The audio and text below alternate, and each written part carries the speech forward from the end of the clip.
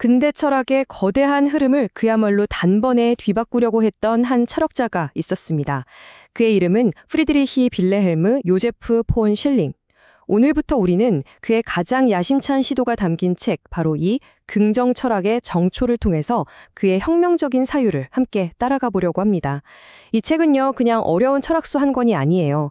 한 시대 전체를 향한 거장의 선전포고와도 같은 아주 도발적인 책이었습니다. 자, 우리 함께 시간 여행을 한번 떠나볼까요? 때는 1841년, 장소는 독일 지성의 심장부였던 베를린입니다. 당시 철학계는요, 한 명의 거인이 압도적으로 지배하고 있었어요. 바로 헤겔이죠. 그런데 그 철학의 왕, 헤겔이 세상을 떠난 지 딱 10년이 지난 시점이었어요. 그의 죽음은 단순히 유명한 철학자 한 명이 사라진 게 아니었습니다. 그가 평생에 걸쳐 세운 거대한 지적 제국에 아주 커다란 공백이 생긴 거나 마찬가지였죠. 바로 그 거대한 공백의 순간에 마치 잊혀진 전설 속의 영웅처럼 한 인물이 철학의 최전선으로 다시 불려 나옵니다. 그의 이름 바로 프리드리히 빌헬름 요제프 폰 쉘링. 한때는 헤겔의 가장 가까운 친구였고 또 동시에 가장 치열했던 라이벌, 독일 관념론의 살아있는 전설이라고 불렸던 사람이죠.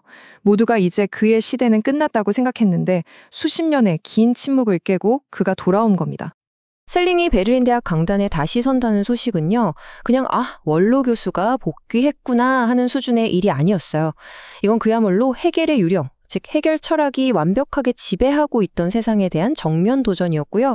당대 최고의 지성들이 모두 숨죽여 지켜보는 말 그대로 세기의 지적 대결이었습니다.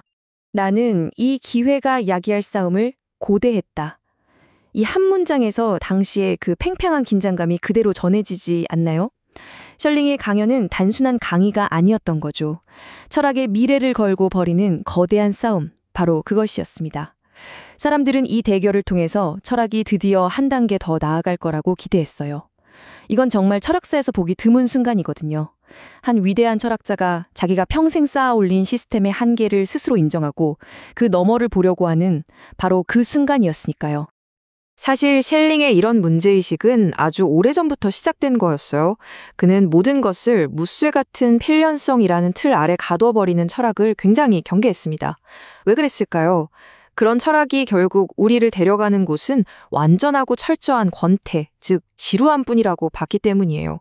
모든 게 다 정해져 있고 예측 가능하고 어떤 위험도 없는 세계. 여러분, 그런 세계가 과연 매력적일까요? 셸링은 그런 단조로운 세계에는 조금의 매력도 느끼지 못했던 겁니다. 그렇다면 셀링이 맞서 싸워야 했던 그 지적 풍경은 구체적으로 어땠을까요? 그가 발을 들인 1841년의 베를린은요, 그의 옛 라이벌이었던 헤겔의 추종자들이 그야말로 완벽하게 장악한 세상이었습니다. 당시를 지배하던 헤겔 철학의 핵심 주장은 아주 단순하면서도 강력했습니다.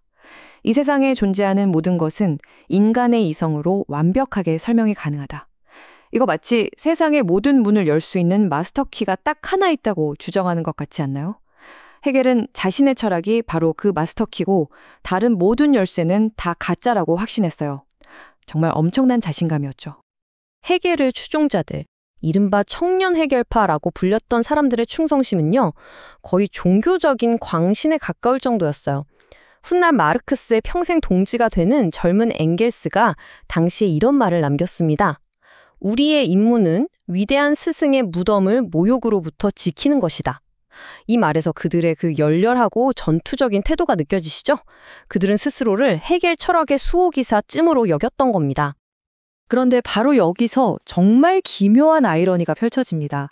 이 청년 헤겔파들은요, 종교의 독단적인 태도를 그렇게나 맹렬하게 비판했던 사람들이거든요. 그런데 정작 헤겔의 철학은 거의 광신도적인 열정으로 지켜냈다는 점이에요. 심지어 스스로를 억압받는 교회라고 부르면서 이성적인 논쟁보다는 거의 폭력에 가까운 언어로 반대 의견을 묵살해버렸습니다. 결국 그들은 자신들이 그토록 비판하던 대상과 똑같은 모습이 되어버린 거죠. 사실 헤겔 시스템에 대한 불만은 지성계 전반에 조용히 퍼져 있었습니다. 프랑스의 사상가 피에르 르르는 헤겔을 지혜를 찾아 헤매다가 결국 악마와 손을 잡는 파우스트에 빗댔고요. 데무노 괴테는 헤겔이 살아 숨쉬는 자연을 그저 차가운 논리로 바꿔버리는 걸 보면서 더할 나위 없이 끔찍하다고까지 말했어요. 많은 사람들이 느낀 거죠. 헤겔의 철학이 지혜 대신 지식을, 신념 대신 알만을 내세우면서 결국 우리가 믿고 의지할 것을 아무것도 남기지 않는 회색빛 세계를 만들고 있다고요. 셸링의 비판은 바로 이 지점에서 한 걸음 더 깊이 들어갑니다. 그는 문제가 단지 헤겔 한 사람에게 있는 게 아니라 칸트로부터 시작된 근대 철학 전체의 기초, 그 토대 자체에 있다고 봤습니다. 자, 그럼 모든 문제의 근원이라고 지목된 칸트에게로 가보죠. 칸트는 우리가 사는 이 세상을 딱 두 개로 쪼개버렸어요. 한번 상상해 보세요. 우리 눈앞에 아름다운 산이 있습니다. 우리가 보고 만지고 느끼는 이 산. 이게 바로 현상계입니다. 우리에게 나타나는 세계라는 뜻이죠. 그런데 우리의 인식 너머에 있는 진짜 산, 그 산 자체의 모습이 있겠죠? 그것이 바로 예지계, 칸트가 물자체라고 불렀던 세계입니다. 그리고 칸트는 말합니다. 우리는 현상계는 알 수 있지만 저 너머의 진짜 세계는 영원히 알 수 없다고요. 딱 선을 그어버린 거죠. 셸링은 바로 이 거대한 분열, 이 단절이 이후 철학의 모든 문제를 낳았다고 본 겁니다. 이 분열이 대체 어떤 결과를 낳았을까요? 첫째, 생명, 자유, 창조성 같은 진짜 살아있는 힘들이 우리가 알 수 없는 저 너머의 세계로 추방당합니다. 둘째, 그 결과, 이것들은 철학의 중심이 아니라 그냥 부차적인 것, 있으면 좋고 없어도 그만인 것으로 지위가 격화되죠. 그리고 마지막으로 가장 심각한 문제인데요. 순수 이성이 머릿속에서 만들어낸 추상적인 개념의 세계가 우리가 실제로 발딛고 살아가는 이 생생한 경험의 세계보다 더 우월하고 더 진짜인 것처럼 여겨지는 가치의 전도 현상이 일어나게 됩니다. 이런 상황 속에서 셸링은 근대 철학의 전제 자체를 뿌리부터 뒤흔드는 아주 근본적인 질문을 던집니다. 오직 머릿속 개념에만 의존해서 사는 철학자가 과연 이 살아 숨쉬는 진짜 현실에 대해서 이야기할 자격이 과연 있는가? 그리고 셜링은 이 강력한 비유로 자신의 비판에 쐐기를 박아버립니다. 머릿속 개념만으로 현실을 논하는 것은 마치 장님이 색깔에 대해 말하는 것과 같다. 이보다 더 신랄하고 정확한 비판이 있을까요? 빨강, 노랑, 파랑, 이 다채롭고 생생한 현실을 그저 생기 없는 흑백의 개념으로만 파악하려는 시도가 얼마나 터무니없는지를 완벽하게 보여주는 비유죠. 그래서 셜링이 내린 핵심 진단은 바로 이것입니다. 칸트 이후의 철학, 특히 헤겔에 이르러 정점을 찍은 이 순수 이성주의는 현실을 거꾸로 뒤집어 놓았다는 겁니다. 한마디로 전도된 세계를 만들어냈다는 것이죠. 슬링이 말한 전도된 세계가 바로 이런 모습입니다. 자, 현실에서 우리는 세상을 어떻게 인식하죠? 먼저 강을 보고 나무를 느끼는 경험이 먼저입니다. 그 다음에야 이건 강이구나, 저건 나무구나 하는 생각을 하죠. 경험이 생각보다 무조건 앞섭니다. 그런데 칸트 이후 철학의 세계에서는 이 순서가 완전히 뒤집혀 버렸어요. 먼저 생각이 있고 그 생각에서 현실이 나온다고 착각하는 겁니다. 데카르트의 유명한 말, 나는 생각한다, 고로 존재한다를 한번 떠올려 보세요. 생각이 존재보다 앞서는 세계. 바로 이것이 셀링이 바로잡고 싶었던 전도된 세계의 모습입니다. 그렇다면 이 거꾸로 뒤집힌 세계를 바로잡기 위한 셀링의 해결책은 무엇이었을까요? 아주 간단합니다. 바로 생각의 세계가 아니라 우리가 발딛고 서 있는 이 실제 세계에서 철학을 시작하는 겁니다. 물론 셸링이 생각하는 행위, 즉 반성을 무조건 나쁘다고 본 건 아니에요. 그는 반성을 사유를 위한 필요악이라고 불렀습니다. 우리가 세상과 나 자신이 분리되어 있다고 느끼는 소외의 순간, 바로 그때 반성은 시작되거든요. 하지만 정말 중요한 건 반성이 철학의 최종 목적지가 되어서는 안 된다는 점이에요. 진정한 철학에서 반성은 세상과의 분리를 극복하고 다시 하나가 되기 위한 다리, 즉 도구일 뿐입니다. 그리고 그 목적을 달성하면 그 다리는 스스로 사라져야 하는 존재인 거죠. 그래서 셀링이 던지는 대안은 정말 단순하면서도 혁명적입니다. 근대 철학의 가장 큰 전제였던 생각이 존재에 앞선다를 정면으로 뒤집어 엎는 거죠. 바로 존재가 생각에 앞선다는 선언입니다. 우리는 생각하기 이전에 이미 이 세상에 존재하고 있습니다. 이건 그 누구도 부인할 수 없는 사실이잖아요. 철학은 바로 이 단단한 땅 위에서 시작해야 한다는 겁니다. 두 철학의 출발점이 얼마나 다른지 한번 보세요. 칸트와 헤겔은 나는 생각한다는 머릿속의 확실성에서 철학을 시작했다면 셸링은 훨씬 더 근원적인 못에서 시작합니다. 그게 뭐냐면 우리가 아침에 눈을 떴을 때 내 바깥에 세상이 존재한다고 느끼는 그 직관적인 확신이에요. 논리적으로 증명하기도 전에 우리 모두가 이미 가지고 있는 이 흔들리지 않는 확신. 셸링은 이것이야말로 모든 철학의 가장 단단한 출발점이라고 말하는 겁니다. 생각을 앞세우는 게 아니라 실제 존재를 앞세우는 것. 이것이 바로 셸링 철학의 혁신입니다. 셀링은 이런 철학적 뒤집기를 이끌어내는 핵심 개념을 전도된 이념이라고 불렀는데요. 이 개념이 정말 중요합니다. 전도된 이념이란 자기만의 논리 속에서 뱅글뱅글 맴돌던 순수 이성의 운동을 강제로 딱 멈추게 만드는 어떤 생각을 말해요. 어떻게 멈추게 할까요? 바로 이성이 스스로 만들어내거나 통제할 수 없는 진짜 현실, 즉 그냥 거기에 있음이라는 근거 없는 존재의 사실과 정면으로 부딪히게 만드는 거죠. 그리고 이 부딪힘의 순간 정말 놀라운 일이 벌어집니다. 자기 자신만을 비추던 거울놀이에서 드디어 벗어난 이성은 자기 바깥의 압도적인 실제를 만나 절대적으로 황홀경에 빠진다고 셸링은 표현합니다. 이건 단순히 놀란다는 뜻이 아니에요. 이성이 스스로의 한계를 깨닫고 더 큰 세계와 만나는 그야말로 변혁적인 순간을 의미하는 겁니다. 자, 그렇다면 셸링의 이 모든 비판과 제안은 결국 우리를 어디로 이끌고 있는 걸까요? 그것은 바로 철학에는 근본적으로 다른 두 개의 길이 있다는 선언으로 이어집니다. 셸링이 제시하는 두 가지 길입니다. 왼쪽에 있는 부정 철학이 바로 칸트와 헤겔로 대표되는 철학이에요. 이성과 개념의 세계를 다루죠. 경험에서 출발해서 점점 더 높은 개념으로 올라가는 상승의 길을 택합니다. 존재의 무엇, 즉 개념을 밝히는 게 목표예요. 그래서 그 결과물은 닫혀있고 예측 가능한 체계가 됩니다. 반면에 오른쪽에 있는 긍정 철학, 이건 셸링 자신이 가려는 길입니다. 실제 존재와 역사의 세계를 다루죠. 세계가 존재한다는 이 놀라운 사실에서 출발해서 그 의미를 향해 아래로 내려가는 하강의 길을 택합니다. 존재의 그것, 즉 존재한다는 사실 자체의 의미를 참고하고요. 열려있고 자유로운 역사적인 체계를 만들어 나가는 겁니다. 이 차이를 이해하기 쉽게 비유를 한번 들어볼게요. 부정 철학, 즉 이성의 철학은 삼각형이 무엇인지 완벽하게 설명할 수 있습니다. 세 개의 변과 세 개의 각으로 이루어진 평면도형이다. 이런 개념적 정의를 내리는 데는 정말 탁월한 능력을 가지고 있죠. 하지만 바로 여기서 이성 철학의 결정적인 한계가 드러납니다. 삼각형이 무엇인지는 완벽하게 설명하지만 왜 애초에 삼각형이라는 개념이 아니라 자유롭고 예측 불가능한 우리가 이 세상에 존재하는가라는 질문에는 아무런 답도 할 수가 없어요. 왜냐하면 우리의 존재는 논리적으로 반드시 그래야만 하는 필연이 아니라 그저 우리에게 주어진 경이로운 사실 그 자체이기 때문입니다. 슐링은 이 인용문을 통해서 진정한 철학이 무엇을 다뤄야 하는지를 분명히 보여줍니다. 논리적인 필연성의 끝없는 연쇄는 우리에게 어떤 경이로움도 주지 못해요.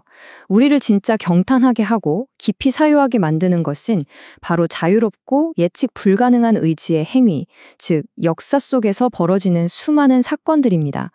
이것이야말로 셀링이 말했던 절대적 권태의 악몽을 깨트릴 수 있는 유일한 경이로움의 원천인 셈이죠. 오늘 우리는 셀링과 함께 철학이 어떻게 현실을 거꾸로 세워놓은 전도된 세계가 되어버렸는지를 목격했습니다. 그렇다면 이제 마지막 질문이 남습니다. 만약 우리가 이 전도된 세계를 다시 바로 세운다면, 생각이 아닌 실제 존재에서부터 철학을 시작한다면 과연 우리는 어떤 놀라운 진실들을 발견하게 될까요? 이 거대한 질문에 대한 답을 찾아가는 여정, 그것이 바로 앞으로 우리가 함께 탐험해 나갈 긍정 철학의 세계가 될 것입니다. 지난 시간 우리는 프리드리히 셸링의 책 긍정 철학의 정초를 따라서 독일 관념론이라는 거대한 산맥을 멀리서 한번 조망해 봤습니다. 그리고 그 정상에 우뚝 서 있던 칸트와 헤겔이라는 두 거인의 철학을 살펴봤었죠. 자, 오늘은 셸링의 안내를 받아서요, 그 웅장한 산맥의 가장 깊은 균열, 그러니까 순수 이성이 모든 것을 지배하던 그 세계의 심장부로 직접 한번 들어가 보겠습니다. 오늘 우리가 함께 걸어갈 지적 여정의 지도는 대략 이렇습니다. 먼저 순수 이성이 어떻게 철학의 왕좌를 차지했는지 그 시대적 배경부터 살펴볼 거고요. 이어서 칸트가 남긴 근본적인 균열, 그리고 헤겔이 세운 논리의 감옥을 차례대로 탐사해 볼 겁니다. 그리고 이 모든 비판의 끝에서 셜링이 왜 새로운 철학의 시작을 선언할 수밖에 없었는지 그 필연성을 목격하게 되실 겁니다. 28세기 후반에서 19세기 초반, 철학은 더 이상 조용한 서재 안의 사색 같은 이 아니었습니다. 이건 뭐랄까, 인간 정신의 힘, 오직 순수한 이성만으로 우주와 삶의 모든 비밀을 남김없이 해명하려는 아주 거대하고 야심찬 프로젝트였어요. 그리고 그 프로젝트의 정점에는 두 명의 거인이 우뚝 서 있었죠. 이 시대는요, 그냥 지적 호기심을 넘어서서 인간 이성의 힘으로 세계의 모든 비밀을 풀 수 있다는 거대한 야망이 정말 불타오르던 시기였습니다. 특히 임마누엘 칸트가 던진 순수 이성 비판이라는 이 불씨 하나가 독일 전역을 거대한 지적 투쟁의 용광로로 만들어버렸죠. 이건 인간 정신의 한계가 과연 어디까지인가 한번 시험해 보려는 장엄하고도 치열한 전투나 다름없었어요. 칸트와 헤겔, 이 두 사상가는 마치 중세의 건축가처럼 오직 순수한 개념이라는 벽돌만으로 세계를 설명하려는 정말 거대한 지성의 대성당을 쌓아 올렸습니다. 그 정교하고 웅장한 구조는 모든 사람의 경외심을 불러일으키기에 충분했죠. 하지만 슐링은 그 누구도 주목하지 않았던 곳, 바로 그 화려한 건축물의 가장 깊은 토대에서 치명적인 균열을 발견하고 맙니다. 자, 그럼 셜링의 반란이 어디서부터 시작되는지 그 첫 번째 전장으로 한번 가보겠습니다. 그의 칼끝이 가장 먼저 향한 곳은 바로 거인 칸트였어요. 셜링이 보기에 칸트가 지식의 확실성을 확보하려고 했던 그 선한 의도가 오히려 현실 세계를 돌이킬 수 없이 두 동강 내버리는 비극적인 결과를 낳았다는 겁니다. 칸트가 만들어낸 분열은 바로 이런 모습입니다. 한쪽에는요, 막 뒤엉켜 있지만 생명력으로 약동하는 현실의 세계가 있습니다. 예측 불가능하게 부서지는 파도, 흙을 뚫고 솟아나는 식물, 우리 오감으로 느끼는 모든 것들처럼 말이죠.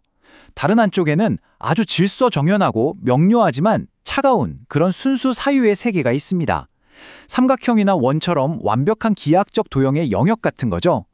칸트 철학의 비극은 이 차갑고 투명한 개념의 세계가 더 본질적이고 진짜 현실이라고 선언했다는 점에 있습니다. 셜링의 눈에 비친 칸트 철학은 거대한 개념 공장 같았던 거예요. 삶의 구체적인 경험, 예술가의 창의성, 예측 불가능한 자연현상 같은 다채롭고 생생한 원료들이 이 공장에 들어가기만 하면 모든 색과 향기를 잃고 규격화된 개념이라는 상품으로 찍혀 나오는 거죠. 그리고 이 시스템은 우리가 발 딛고 살아가는 이 생생한 현실보다 공장에서 생산된 차가운 개념들을 더 가치 있고 실제적인 것으로 취급하는 근본적인 오류를 범하고 있었던 겁니다. 이게 단순히 철학자들만의 기술적인 논쟁이 아닙니다. 이 분열은 우리 삶에 직접적인 영향을 미쳐요. 우리가 인간이기에 소중히 여기는 것들 있잖아요. 예를 들어 아무런 조건 없이 행동하는 자유, 아름다움을 창조하는 예술, 끊임없이 생성하고 변화하는 생명의 힘 같은 것들. 이런 것들이 칸트의 이론 철학이라는 왕국에서 전부 추방당해버린 거예요. 순수 이성의 차가운 빛 아래에서는 이 뜨거운 생명의 약동이 살 자리를 잃게 된 거죠. 셀링은 문제의 뿌리를 반성이라는 인간 사유의 근본적인 과정 자체에서 찾았습니다. 우리가 무언가를 이해하려면 반드시 그것을 일단 멈춰 세우고 분석하고 개념화하는 반성의 과정이 필요하잖아요. 하지만 바로 그 순간 살아 숨쉬던 경험은 박제되어 버립니다. 생생했던 컬러 영화가 흑백 스케치로 변해버리는 거죠. 생각하기 위해 꼭 필요하지만 그 대가로 세계의 생명력을 앗아가는 것. 이것이 바로 셀링이 반성을 필요하기라고 불렀던 이유입니다. 칸트가 현실의 균열을 냈다면 셜링이 보기에 헤겔은 그 균열 위에 현실 세계 전체를 가둬버리는 거대한 논리의 감옥을 건설해버렸습니다. 헤겔의 철학 안에서 살아있는 모든 것은 논리라는 차가운 쇠창살에 갇혀 질식해버린다는 거죠. 여기서부터 셜링의 비판은 단순한 지적 논쟁을 넘어서 거의 실존적인 절규에 가까워집니다. 정말 놀랍게도 헤겔 스스로가 자신의 철학에 가진 한계를 가장 적나라하게 보여주는 이미지를 제공했습니다. 철학이 자신의 회색 위에 회색을 칠할 때 삶의 한 형태는 늙어버린 것이다. 이 문장은 헤겔에게는 황혼역에야 날아오르는 미네르바의 부엉이, 즉 지혜의 완성을 의미했겠지만 그의 비판자들에게는 생명이 꺼져가는 잿빛 세계, 살아있는 지혜가 죽은 지식에게 자리를 내어주는 장례식의 풍경으로 읽혔던 겁니다. 셸링에게 헤겔 철학의 가장 납득할 수 없는 부분이 바로 이것이었습니다. 아니, 어떻게 생명 없는 논리적 개념들이 스스로 움직이고 변증법적으로 발전해서 이 다채롭고 생동감 넘치는 자연세계를 낳을 수 있다는 말인가? 이건 마치 건축 설계도 스스로가 벽돌을 쌓고 시멘트를 발라서 웅장한 건물이 된다고 주장하는 것과 같은 가장 이상한 허구이자 지적 연금술에 불과하다고 셸링은 본 거죠. 이 비유는 셸링이 느꼈던 부조리함을 정말 탁월하게 보여줍니다. 한 철학자가 마찰이 없고 생명이 없는 순수 논리의 표면 위에서 현실 세계의 마찰과 실체를 만들어내려고 애쓰는 모습. 땀 흘리면서 발을 굴러보지만 제자리에서 미끄러질 뿐 한 발짝도 나아가지 못하는 그 노력은 거의 희극적일 정도로 헛되다는 겁니다. 이러한 헤겔 철학에 대한 깊은 회의감은 셸링 혼자만의 것이 아니었습니다. 당대 최고의 지성이자 자연을 깊이 사랑했던 위대한 시인 요한 볼프강 폰 괴테 역시 헤겔의 체계가 가진 폭력성에 대해서 아주 신랄하고도 강력한 비판을 남겼습니다. 괴테의 언어는 철학자의 언어가 아니라 시인의 언어였기 때문에 더욱 강력했죠. 그는 헤겔이 자연의 영원하고 신성한 실제성을 비참하고 궤변적인 농담으로 격화시키고 그 생명력을 괴물 같은 논리로 소멸시킨다고 분노했습니다. 이 표현들은 이성 만능주의가 존재 자체의 힘을 숭배했던 이들에게 얼마나 거대한 모욕으로 느껴졌는지를 생생하게 증언하고 있습니다. 하지만 괴테에게는 농담이었던 것이 헤겔의 추종자들에게는 흔들릴 수 없는 복음이었습니다. 그들은 스승의 철학을 비판으로부터 보호하기 위해서 거의 종교적인 열정으로 뭉쳤어요. 합리적인 논증 대신 교조적인 선언으로, 열린 토론 대신 광신적인 공격으로 셸링과 같은 비판자들을 대했죠. 정말 아이러니하지 않나요? 이성의 최종 완성을 주장했던 철학의 추종자들이 가장 비이성적인 방식으로 자신들의 신념을 수호했던 겁니다. 자, 이제 우리는 셸링 비판의 가장 깊은 곳, 그 심장부에 도달했습니다. 셸링이 보기에 문제는 칸트의 개별적인 실수나 헤겔의 체계가 가진 오만함에만 있는 게 아니었어요. 그보다 훨씬 더 근원적인 문제, 그러니까 두 거인이 공유했던 출발점 자체가 근본적으로 잘못되었다는 겁니다. 첫 단추가 잘못 끼워졌으니까 그 위에 아무리 화려한 옷을 입어도 결국 어긋날 수밖에 없다는 것이죠. 여기 철학의 역사를 관통하는 가장 근본적인 질문이 있습니다. 무엇이 먼저인가? 생각인가? 존재인가? 데카르트 이래로 서양 근대 철학의 주류, 특히 칸트와 헤겔은 나는 생각한다는 사유의 확실성에서 모든 것을 시작합니다. 그들은 이성의 안전한 한고에서 출발해서 개념의 지도를 들고 존재라는 미지의 대륙에 도달하려고 시도하죠. 하지만 셸링은 묻습니다. 잠깐만요. 애초에 그 항구 자체가 존재라는 대륙 위에 세워진 것이 아니었나요? 여기서 핵심은 이 강력한 비유입니다. 거울 속에서는 왼쪽이 오른쪽으로 보이고 오른쪽이 왼쪽으로 보이잖아요. 마찬가지로 추상적 사유라는 거울 속에서는 현실의 진정한 순서가 뒤집힙니다. 우리는 우리의 생각이 세계를 창조하는 원인이라고 믿지만 셸링은 그 반대, 즉 우리의 생각이란 이미 존재하는 세계의 결과일 뿐이라고 주장합니다. 이 거울 속 세계, 즉 현실이 뒤집히는 과정은 이렇습니다. 첫째, 우리의 의지와 상관없이 압도적인 존재가 먼저 우리에게 닥쳐옵니다. 이게 부인할 수 없는 1차적 원인이에요. 둘째, 우리는 그 존재에 대해 생각하고 개념을 만드는 반성의 행위를 하죠. 이건 2차적인 결과일 뿐입니다. 하지만 셋째, 칸트와 헤겔의 철학이라는 거울 속에서는 이 순서가 뒤바뀝니다. 결과였던 나의 사유가 마치 모든 것을 시작하게 한 원인인 것처럼 거대한 착각에 따지게 되는 겁니다. 셸링은 이처럼 우리의 이성으로는 직면하거나 설명할 수 없는 순수한 존재와의 압도적인 마주침을 전도된 이념이라고 부릅니다. 왜 전도된 이념일까요?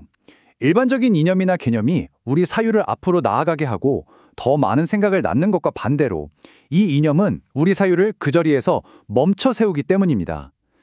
더 이상 설명할 수 없음이라는 벽 앞에서 이성은 비로소 자기 자신을 넘어서는 거대한 실제와 겸허하게 직면하게 되는 거죠.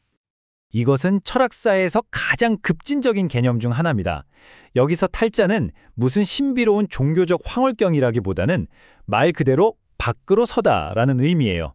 나의 생각, 나의 논리, 나의 체계라는 닫힌 원안에서 맴돌던 이성이 도저히 설명하거나 포함할 수 없는 순수한 존재의 사실과 충격적으로 마주쳤을 때 비로소 자기중심적인 순환운동에서 벗어나 자기 밖으로 튕겨져 나가는 경험. 이것이 바로 셸링이 말하는 철학적 탈자입니다.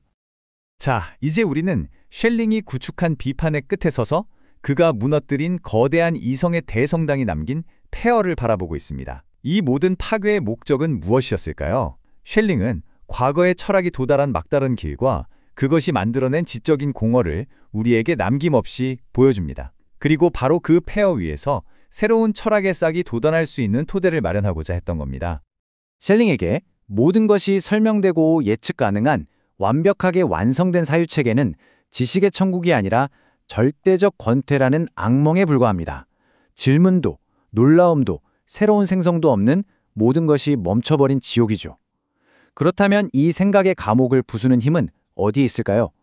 그건 생각보다 더 강한 것, 바로 경이로움, 경탄, 그리고 우리를 존재의 심장과 직접 연결하는 탈자의 경험에 있습니다. 그리고 이 모든 파괴적인 비판은 우리를 이 거대하고도 생산적인 질문 앞에 세웁니다.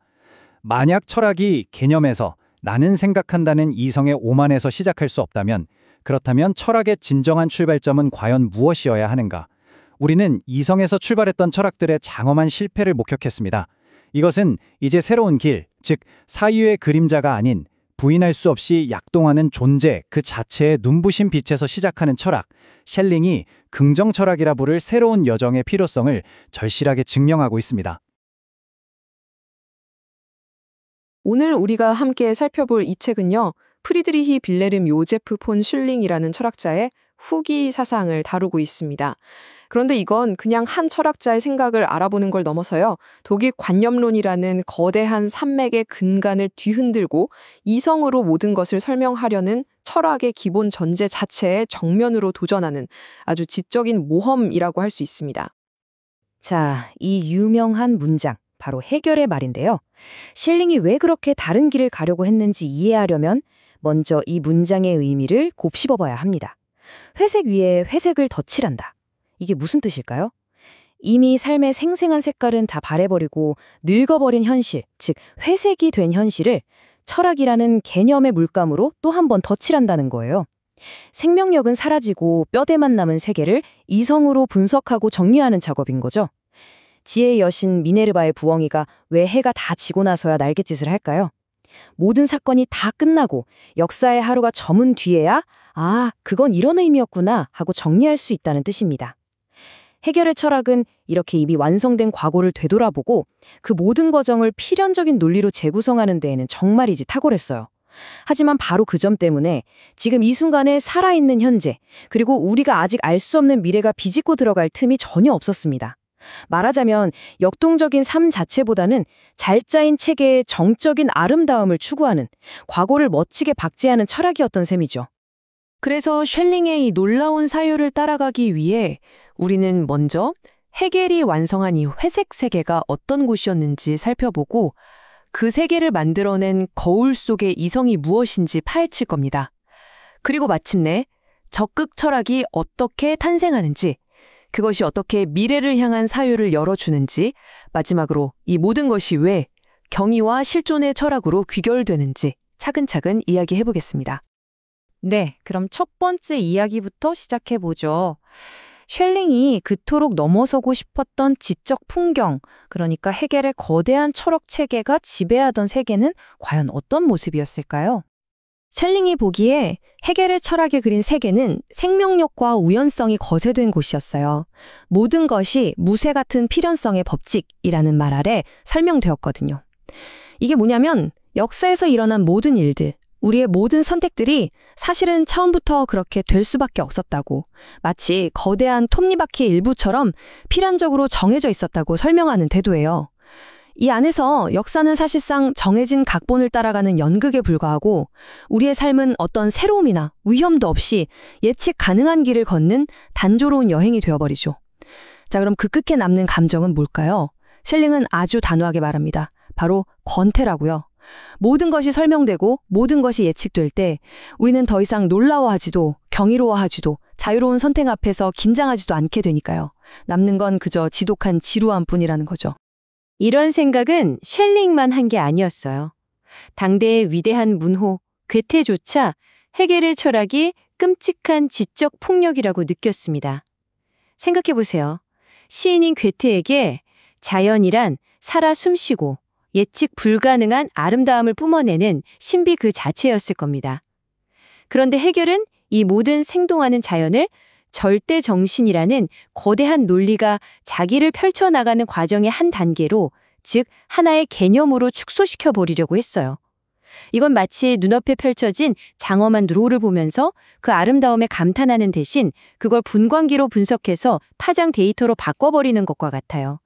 괴테에게 이것은 살아있는 자연을 말로 죽여 없애는, 절멸시키는 행위였습니다. 헤겔의 철학이 얼마나 현실의 생명력과 동떨어져 있었는지를 보여주는 아주 강력한 증언이죠.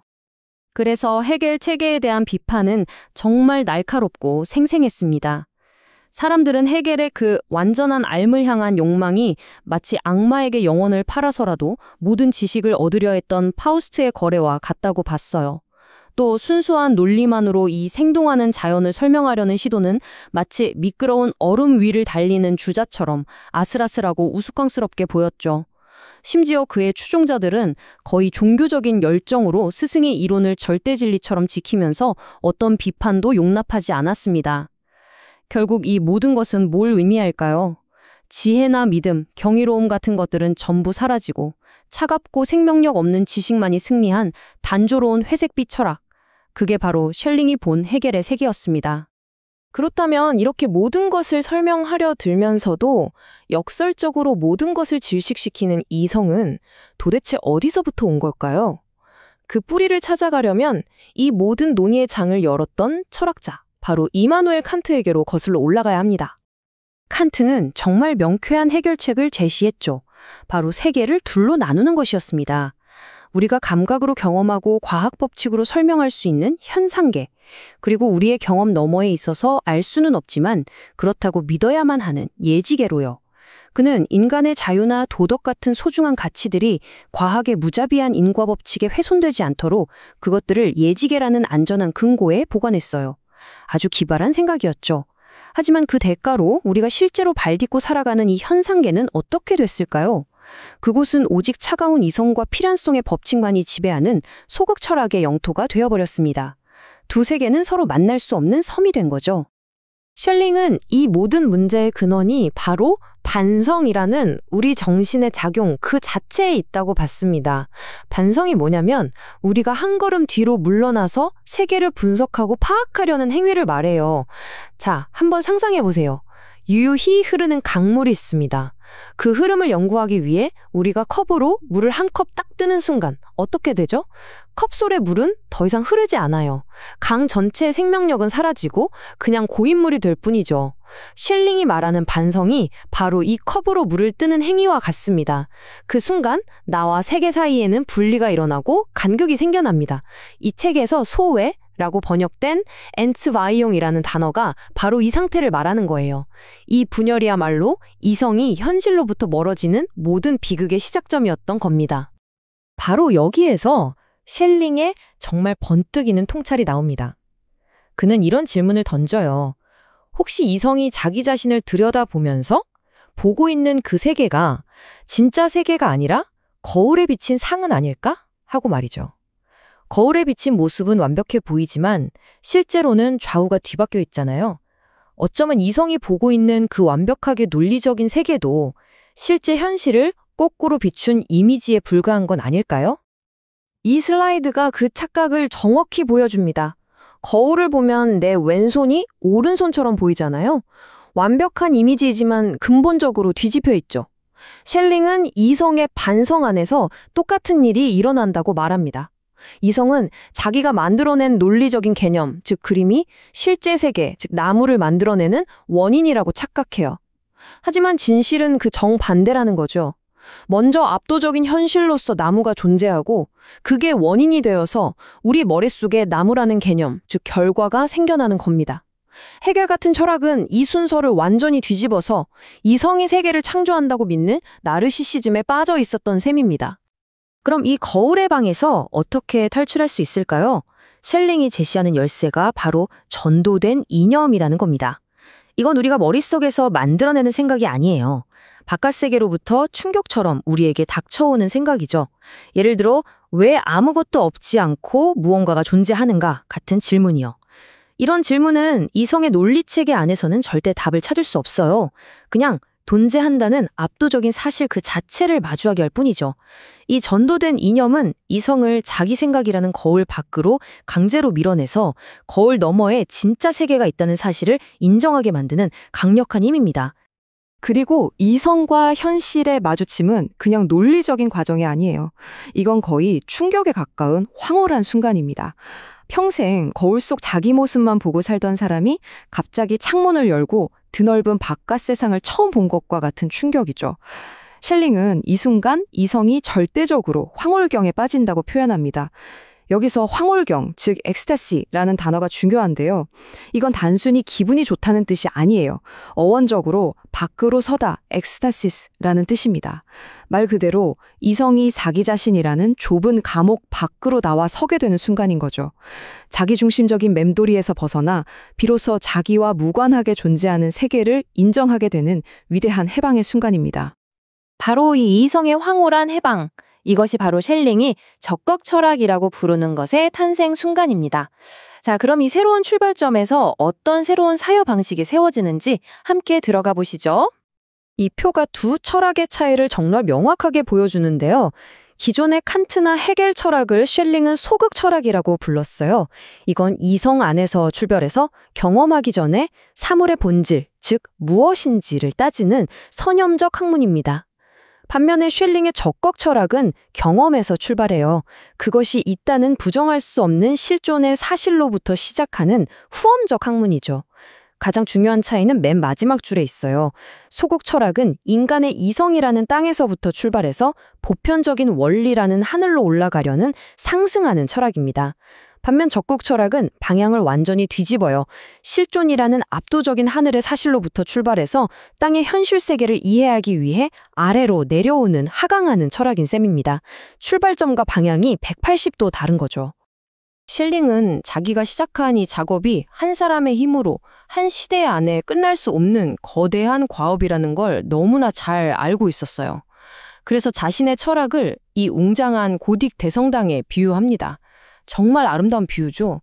고딕 대성당은 한 명의 천재 건축가가 설계도를 완성하고 끝내는 게 아니잖아요. 가장 넓은 토대 위에서 시작해서 수백 년에 걸쳐 여러 세대가 함께 벽돌을 쌓아 올리면서 하늘을 향해 나아가는 건축물이죠. 바로 그거예요.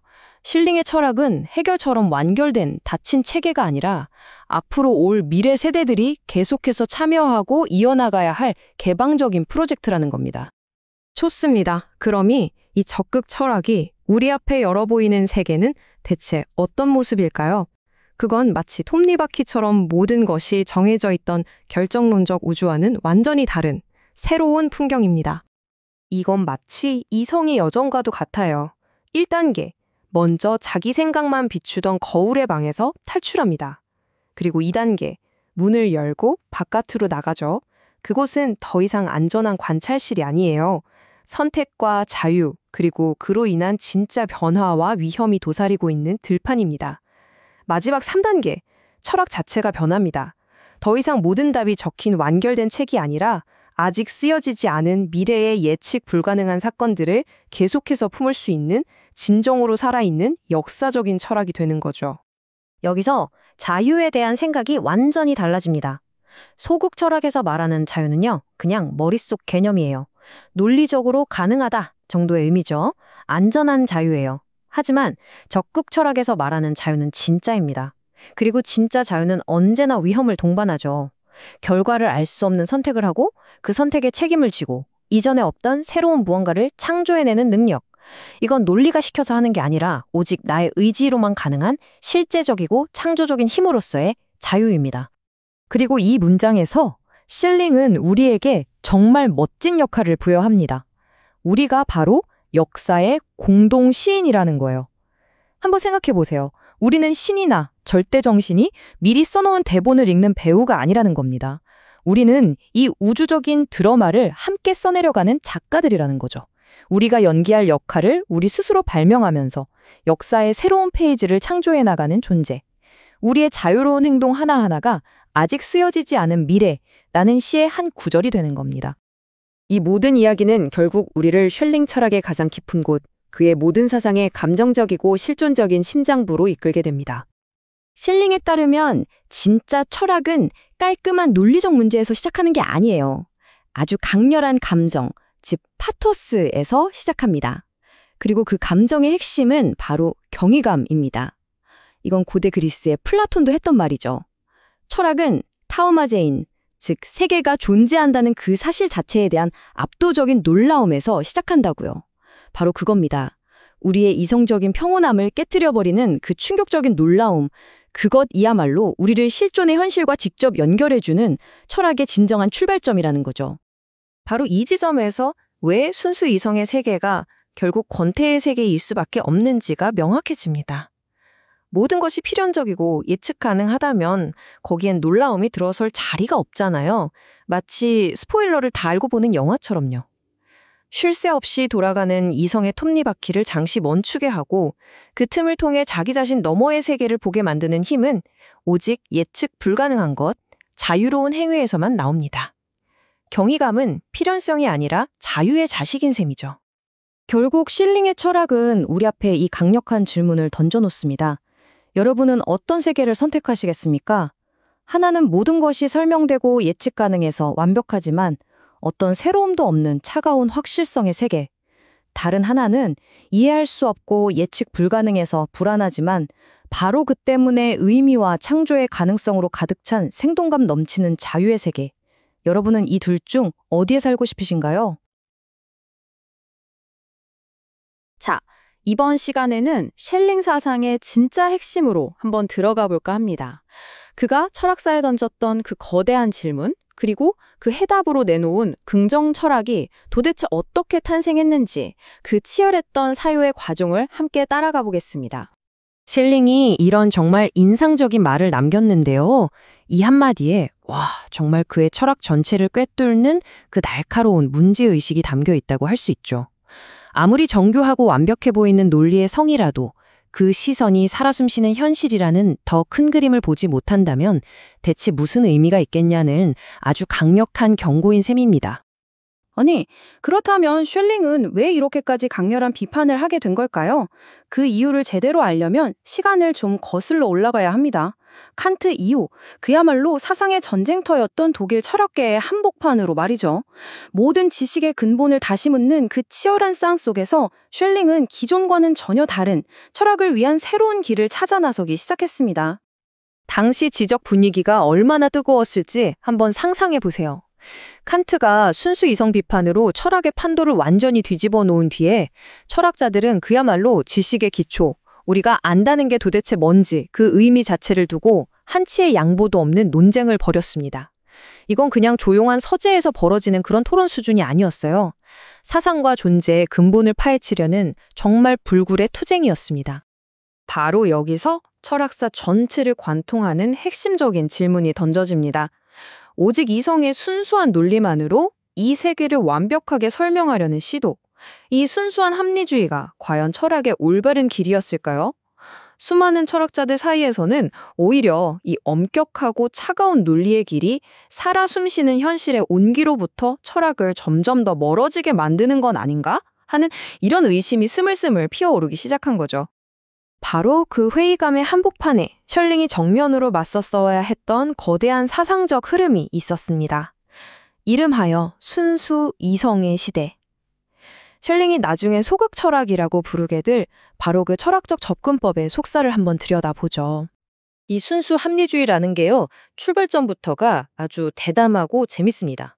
이 방법은요, 바깥 세상의 경험이나 감각 같은 건 불순물이라고 보고 철저하게 배제하고 시작합니다. 그리고 오직 인간 이성이 가진 순수한 논리의 힘만으로 이 현실 세계 전체의 구조를 완벽하게 그려낼 수 있다고 믿었던 거죠. 바로 헤겔의 그 유명한 말, 합리적인 것은 현실적인 것이고 현실적인 것은 합리적인 것이다. 라는 생각이 이 사상의 핵심을 아주 잘 보여줍니다. 셸링은 이걸 상승하는 철학이라는 정말 기가 막힌 비유로 설명합니다. 무슨 말이냐면 현실이라는 이 단단한 땅에서 출발하는 게 아니라 추상적인 개념이라는 사다리의 척칸을 밟고 시작해서 점점 더 추상적이고 높은 개념의 칸으로 끝없이 올라가는 철학이라는 거죠. 이 사다리의 맨 꼭대기에는 과연 뭐가 남아 있을까요? 슐링은 그게 현실 세계의 구체성, 생명력은 다 사라져버린 텅 비고 차가운 사유의 세계일 뿐이라고 날카롭게 지적했습니다. 이런 순수 합리주의의 흐름은 한 위대한 철학자에게서 그야말로 압도적인 정점을 찍습니다. 바로 독일 관념론의 거두 게오르그 빌헬름 프리드리히 헤겔이죠. 헤겔은 인류 지성사에서 가장 거대하고 정교하고 또 모든 걸 포함하는 철학 체계를 만들어냈어요.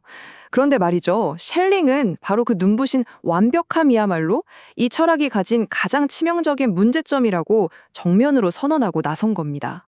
물론 슐링의 비판을 제대로 이해하려면 먼저 헤겔 체계가 얼마나 대단했는지를 알아야 해요. 그의 철학은 논리적으로 너무나도 일관되고 강력해서 당대 지성계를 그야말로 압도했습니다. 마치 아주 작은 돌 하나까지도 완벽한 계산 아래 쌓아 올린 거대한 성당처럼 그의 체계는 이 세상의 모든 것을 남김없이 설명할 수 있는 완벽한 지적 건축물로 여겨졌거든요. 두 철학의 근본적인 차이는요, 바로 출발점에 있습니다. 여기 보시는 것처럼 헤겔은 저 꼭대기, 순수 개념이라는 추상의 세계에서 시작해서 아래로 내려오면서 현실 세계를 설명하려고 했어요. 근데 슐링은 정반대였죠. 잠깐만요. 우리는 이미 이 현실 속에 살고 있잖아요. 그럼 당연히 철학은 이 누구도 부정할 수 없는 현실이라는 단단한 땅에서 시작해야 하는 거 아닙니까? 이렇게 시작점 자체가 180도 달랐던 겁니다. 당대 최고의 지성이었던 괴테의 이 신랄한 비판을 보면 당시 헤겔의 추상적인 체계에 대한 반감이 얼마나 컸는지 그냥 바로 느껴집니다. 살아 숨쉬고 예측 불가능하고 끊임없이 뭔가를 만들어내는 자연의 생생한 현실을 차갑고 딱딱한 논리적 범주 안에 가두고 축소시키는 것. 괴테의 눈에는 이게 끔찍한 지적 폭력, 심지어는 괴물 같은 짓으로 보였던 거죠. 셀링은 헤겔 체계의 심장부를 향해서 4개의 날카로운 비판을 던집니다. 첫째, 헤겔이 그의 순수 논리학에서 자연 철학으로, 즉 개념의 세계에서 현실의 세계로 넘어가는 과정이 너무 억지스럽고 인위적이라는 겁니다. 논리라는 다리가 현실의 땅에 닿지 못하고 그냥 허공에서 부서져 버렸다는 거죠. 둘째, 그 유명한 비유를 듭니다. 헤겔 철학은 마치 미끄러운 얼음 위를 질주하는 선수 같다는 거예요. 겉보기엔 막 힘차게 팔다리를 휘저으면서 나아가는 것 같지만 현실이라는 땅에 발을 딛고 있지 않으니 결국 한 발짝도 못 나가고 제자리에서 헛돌고 있을 뿐이라는 정말 뼈아픈 비판이죠. 셋째, 모든 게 논리적 필연성에 의해 미리 결정된 헤겔의 세계에서는 인간의 진짜 자유나 예측 불가능한 새로운 사건이 일어날 공간이 아예 없다고 봤습니다. 그리고 마지막으로 이 모든 비판을 종합하면 결국 헤겔의 체계는 정신을 위한 완벽하지만 차갑고 숨막히는 감옥일 뿐이라는 결론에 이르게 됩니다. 자, 그럼 헤겔의 그 완벽한 지성의 성이 사실은 감옥이었다면 그 문을 열 수 있는 단 하나의 열쇠는 대체 뭘까요? 순수 이성의 철학이 그토록 필사적으로 찾았지만 끝내 발견하지 못했던 현실의 본질, 그 잃어버린 고리는 대체 무엇이었을까요? 이 질문, 잠시만 같이 한번 깊이 생각해 볼까요? 순수한 이성이 그 논리의 그물만으로는 절대로 잡아낼 수 없는 단 한 가지. 모든 논리와 개념의 세계 바깥에 존재하는 그 무엇. 그게 뭘까요? 그 답은요, 놀라울 만큼 단순하면서도 정말 심오합니다. 바로 존재입니다. 이 책상이, 이 공기가 바로 여러분이 그냥 여기에 있다는 그 단순하고도 명백한 사실. 이것이야말로 논리가 아무리 정교한 증명을 해도 스스로 만들어낼 수는 없는 모든 논리에 앞서는 최초의 현실인 거죠. 자, 여기서 셀링이 말하는 존재가 뭔지 정확히 짚고 넘어가야 합니다. 이건 그냥 있다는 그런 추상적인 상태가 아니에요. 우리가 어떤 사물에 대해 생각하기도 전에 이미 우리 앞에 거부할 수 없는 현실로서 던져져 있는 날 것 그대로의 실제, 바로 그걸 말합니다. 이건 사물이 무엇이냐 하는 개념적 정의, 즉 본질, 와잇네스의 문제가 아니에요. 그냥 그 사물이 여기에 있다는 그 사실 자체, 즉 세계에 있은 그 자체, thatness를 의미합니다. 모든 생각의 근거가 되지만 정작 자기 자신은 아무런 근거도 필요로 하지 않는 최초의 현실인 셈이죠. 이게 바로 셜링이 말한 전도된 세계라는 개념의 핵심이에요. 마치 우리가 거울 속 이미지를 진짜라고 착각하는 것처럼 이전까지의 합리주의 철학은 존재의 반영 또는 그림자에 불과한 개념을 진짜 존재 그 자체라고 착각했다는 겁니다. 철학이 현실과 개념, 실물과 그림자의 우선순위를 완전히 거꾸로 보고 있었다는 정말 신랄하고도 근본적인 비판인 거죠. 헤겔 철학, 아니 서양 철학 전체를 향한 이 엄청난 비판을 통해서 셜링은 마침내 철학의 역사에 거대한 분기점을 제시합니다. 바로 철학에는 근본적으로 다른 두 가지 길이 있다는 선언이었죠. 그리고 이 중대한 구분은 그 자신의 독창적인 철학, 긍정 철학을 위한 결정적인 발판이 됩니다. 이 표를 보시면 두 철학의 길이 한눈에 들어오죠. 왼쪽의 소극 철학은 오직 머릿속에서만 가능한 것, 즉 본질만을 다룹니다. 경험 이전의 순수 이성만으로 따지는, 그래서 선험적이라고 불리죠. 이건 구체적 현실에서 출발해서 추상적인 개념으로 올라가는 철학입니다. 반면에 오른쪽의 긍정 철학은 바로 지금 여기, 실제로, 자유롭게, 예측 불가능하게 존재하는 것에서 출발합니다. 이건 우리의 구체적인 경험을 통해 아는, 그래서 후험적이라고 불리고요. 누구도 부정할 수 없는 현실의 존재에서부터 출발해서 세계를 이해하려는 내려오는 철학입니다. 보시는 것처럼 그 방향이 완전히 반대인 셈이죠. 이 소극 철학의 한계를 가장 잘 보여주는 예가 바로 신 문제입니다. 순수한 논리만으로는 신의 본질, 그러니까 신이 만약 존재한다면 전지전능하고 완벽해야 한다는 개념은 얼마든지 만들 수 있어요. 하지만 그 신이 지금 여기에 정말로 존재한다는 사실은 논리만으로는 절대 증명할 수가 없다는 겁니다. 그 존재의 문제는 오직 현실의 경험에서 출발하는 긍정 철학만이 다룰 수 있는 고유한 영역이라는 것. 이게 바로 셜링의 핵심 주장입니다. 결국 셜링이 자기 자신에게 그리고 철학사 전체에 던진 위대한 도전은 바로 이겁니다. 그는 소극 철학이 긍정 철학으로 나아가기 위한 아주 필수적인 준비 단계라고 봤어요. 이성의 힘으로 개념의 지도를 그려보는 건 물론 중요하지만 철학은 거기에 머무러선 안 된다는 거죠. 궁극적으로 철학은 개념이라는 닫힌 세계를 넘어서 생생하고 역사적인 현실의 세계로 과감하게 뛰어들어야 한다고 주장했습니다. 그렇다면 과연 셜링은 이 거대한 도약을 어떻게 이뤄냈을까요? 철학은 어떻게 개념의 감옥을 부수고 마침내 존재의 세계로 나아갈 수 있을까요? 이 중요한 질문에 대한 답은 우리의 다음 이야기에서 함께 찾아보도록 하죠. 자, 오늘은 프리드리히 셜링의 후기 사상을 집대성한 책 베를린 강의록을 살펴볼 텐데요. 여기서 셜링의 철학이 정말 극적으로 변합니다. 순수한 개념만 다루던 철학에서 정말 살아 숨쉬는 역동적인 실존의 철학으로 어떻게 나아갔는지 그 엄청난 전환의 정점을 우리 함께 따라가 보시죠. 이 이야기의 시작은요, 셜링이 던진 정말 절박한 질문 바로 여기서부터입니다. 철학이 길을 잃었다는 느낌, 삶의 진짜 문제들과는 아무 상관도 없는 그냥 학자들만의 똑똑한 말장난이 되어버렸다는 그런 위기감 말이에요. 혹시 여러분도 이런 느낌 받아본 적 없으세요? 현실이랑은 너무 동떨어져서 공허하게 맴도는 지식에 대한 회의감. 바로 이 지점에서 셜링은 이건 아니다. 완전히 새로운 철학이 필요하다. 이걸 정말 온몸으로 느꼈던 거죠. 자, 그럼 셜링이 어떤 해법을 내놨는지 알려면 그가 도대체 누구랑 무엇과 싸우고 있었는지를 먼저 봐야 합니다. 그 상대는요, 바로 독일 관념론이라는 거대한 유산이었어요. 특히 당대의 최고 거인이었죠, 헤겔. 그 헤겔이 세워놓은 그야말로 철옹성 같은 사상체계였습니다. 셜링은 헤겔로 대표되는 이런 철학의 흐름을 딱 집어서 부정철학이라고 불렀어요. 여기서 부정이라는 말이 나쁘다, 틀렸다 이런 뜻이 아니에요. 그게 아니라 현실 세계에 있는 구체적이고 막 제각각인 것들 있잖아요. 그런 것들을 하나씩 하나씩 지워나간다, negate. 그래서 가장 순수하고 보편적인 개념 하나로 올라선다. 이런 추상화 과정을 뜻하는 거예요.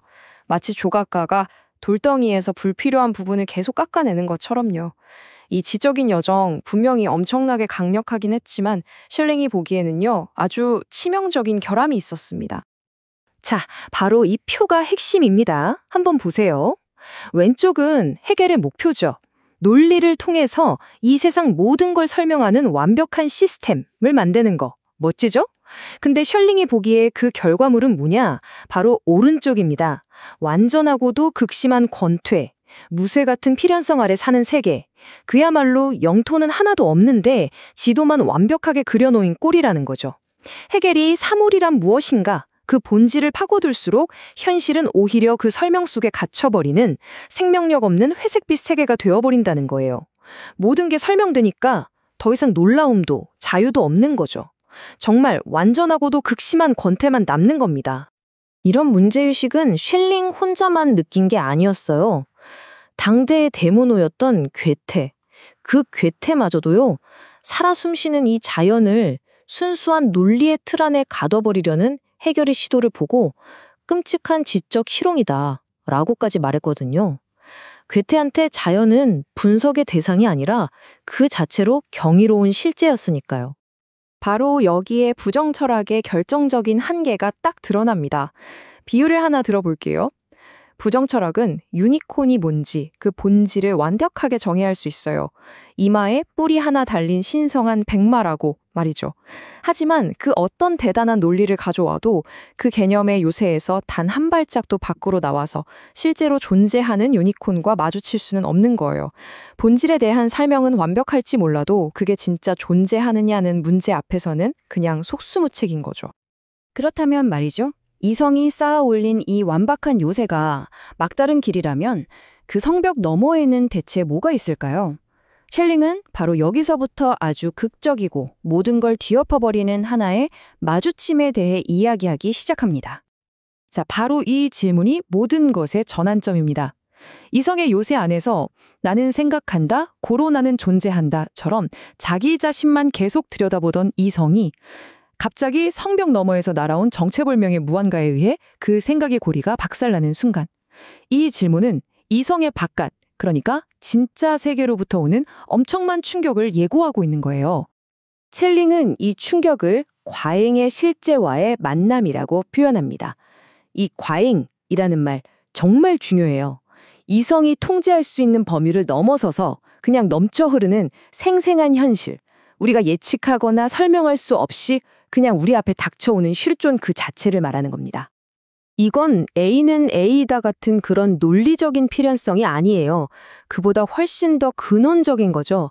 모든 생각 이전에, 모든 논리 이전에 이미 그것이 있다는, 도저히 부인할 수 없는 현실성, 존재하지 않을 수가 없다는 이 압도적인 사실 앞에서 이성은 그냥 침묵할 수밖에 없게 되는 겁니다. 이건 논리를 초월한 그냥 팩트 그 자체니까요. 셀링은 이 경이롭고 충격적인 순간을 전도된 이념이라고 불렀습니다. 왜 전도, 즉 뒤집혔다고 했을까요? 모든 과정이 말 그대로 180도 뒤집혔기 때문이에요. 원래는 이성이 개념을 만들어서 세계를 파악하려고 했잖아요. 그런데 이제는 압도적인 실제 존재가 이성을 덮쳐서 나 여기 있다 하고 자신을 드러내는 거죠. 순서가 완전히 바뀐 겁니다. 그 결과 이성은 탈자적인 상태가 됩니다. 이 탈자적이라는 말, 영어로는 익스타틱인데 원래 그리스어 엑스타시스에서 왔어요. 자기 자신 바깥에 서다라는 뜻이죠. 그러니까 자기 자신만 비추고 있던 나르시시즘의 거울놀이를 딱 멈추고 자기가 만들지 않은 진짜 세계와 정면으로 딱 마주하게 되는 겁니다. 이건 이성의 패배가 아니에요. 오히려 진정한 세계를 향한 새로운 탄생인 거죠. 이 탈자적인 마주침, 이 충격적인 경험은 철학의 끝이 아닙니다. 오히려 완전히 다른 종류의 철학을 위한 새로운 시작점이 되는 거죠. 다시 한번 정리해 볼까요? 이전에 부정철학은 상승하는 철학, 필로소피아 아센덴스였습니다. 현실의 복잡하고 지저분한 세부 사항들을 다 버리고 깨끗하고 질서정연한 개념의 정상으로 계속 올라가기만 하는 움직임이었죠. 하지만 셸링의 긍정 철학은 이 방향을 완전히 뒤집어 버립니다. 바로 하강하는 철학, 필로소피아 디센덴스인 거죠. 실존이라는 도저히 부인할 수 없는 그 압도적인 사실, 그 정상에서부터 출발해서 그 놀라운 사실이 과연 우리의 삶과 역사 속에서 대체 뭘 의미하는지 탐구하기 위해 다시 이 현실 세계로 내려오는 겁니다. 이게 바로 혁명적인 전환인 거예요. 철학의 목표가 더 이상 저 하늘 위에 완벽한 개념의 성을 짓는 게 아니게 된 거죠. 우리가 지금 발딛고 서 있는 이 구체적이고 역사적인 세계를 이해하는 것, 그게 진짜 목표가 되는 겁니다.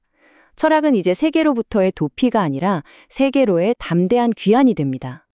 자, 그러면 순수 논리가 아니라면 이 새로운 긍정 철학은 도대체 어떤 방법으로 세계를 탐구할까요? 셀링은 그 방법론을 아주 멋진 이름으로 부릅니다. 바로 진보적 경험주의입니다. 말이 조금 어렵게 느껴질 수 있는데 간단한 예를 들어보면 금방 이해될 거예요. 자, 첫 번째. 역사 속에서 어떤 사람이 독재에 맞서 저항하는 자유로운 행위를 우리가 목격합니다. 두 번째, 우리는 그 행위를 보고 난 뒤에야 사후적으로 저 사람에게는 용기라는 성격이 있구나 하고 추론하게 되죠. 세 번째, 이 경험을 바탕으로 우리는 미래에도 비슷한 상황에서 다른 누군가가 저항할 수 있다는 가능성을 이해하게 됩니다. 하지만 여기서 네 번째가 중요해요. 이 지식은 절대로 완성된 게 아니라는 것. 왜냐하면 미래에 또 다른 누군가가 완전히 다른 자유로운 선택을 하면 우리의 이해는 언제든지 바뀔 수 있으니까요. 이게 바로 진보적 경험주의입니다. 셀링은 바로 이 점을 강조합니다. 우리가 어떤 사람의 성격을 인간이란 무엇인가라는 추상적인 개념으로 미리 알 수 없는 것과 똑같아요. 우리는 오직 그 사람이 살아오면서 내렸던 수많은 자유로운 선택과 행동들을 통해서만 비로소 그가 어떤 사람인지 조금씩 알게 되잖아요. 긍정 철학은 바로 이렇게 미리 정해진 본질이 아니라 행위를 통해 계속해서 드러나는 살아있는 현실 그 자체에 주목하는 겁니다. 그리고 이런 과정이 쉘링이 말하는 진정한 지식으로 이어집니다. 이건 1 더하기 1은 2다 하는 식의 수학 공식처럼 의심의 여지가 없는 그런 지식이 아니에요. 오히려 이런 거죠. A는 X가 될 수도 Y가 될 수도 있었어. 하지만 나는 다른 가능성인 Y가 아니라 X를 선택했어. 그렇기 때문에 나는 이것이 X임을 알아. 바로 이런 지식, 즉 다른 가능성들을 이겨내고 하나의 현실을 긍정하는 그 자유로운 결단 속에서만 얻어지는 살아있는 확신, 그게 바로 진정한 지식이라는 겁니다. 자, 이제 우리는 쉘링이 펼쳐 보인 이 장대한 사유에 정말 심오하고도 가슴 벅찬 결론에 다다랐습니다. 현실이 자유로운 행위를 통해서만 알려지고 미래는 예측 불가능하게 활짝 열려 있다면 철학은 대체 우리에게 뭘까요? 무슨 소용이 있는 걸까요? 과거의 모든 것을 다 이해했다고 선언해버리는 헤겔의 닫힌 체계와는 정말 정반대죠. 쉘링의 철학은 이미 일어난 과거가 아니라 아직 오지 않은 미래를 향해 있습니다. 철학은 과거를 박물관에 박제하는 학문이 아니라 미래를 향한 문을 여는 실천이 되는 겁니다. 셀링에게 철학의 궁극적인 역할은요, 역사를 끝내고 정답을 알려주는 게 아니에요. 오히려 역사를 계속 열어두는 것. 의미가 계속해서 창조적으로 펼쳐지는 그 과정에 우리 모두가 참여하도록 이끄는 것. 바로 그거죠. 철학은 우리에게 정답 대신 우리가 희망을 품고 살아갈 수 있는 미래의 가능성을 열어주는 겁니다. 그리고 마침내 이 아름다운 비전에 도달합니다. 우리는요, 이미 다 쓰여진 거대한 우주적 드라마를 그냥 수동적으로 앉아서 관람하는 관객이 아니라는 겁니다. 오히려 우리는 우리의 자유로운 행위를 통해 실제라는 이 드라마를 함께 써내려가는 공동시인, 즉 능동적인 창작자이자 참여자라는 거죠. 이 세계는 이미 완성된 책이 아니라 우리 모두가 함께 써내려가는 거대한 서사시인 셈입니다. 그렇기 때문에 쉘링의 긍정 철학은 단순히 머리로 배우고 끝나는 이론이 아닙니다. 이것은 바로 당신에게, 우리에게 행동하고 창조하고 아직 끝나지 않은 이 실존의 이야기에 동참하라고 보내는 뜨거운 초대장인 셈이죠. 철학은 이제 세계를 설명하는 것을 넘어서 우리 각자가 자신의 삶과 이 세계라는 작품을 써내려가는 위대한 창조자가 되라고 바로 우리를 촉구하고 있습니다.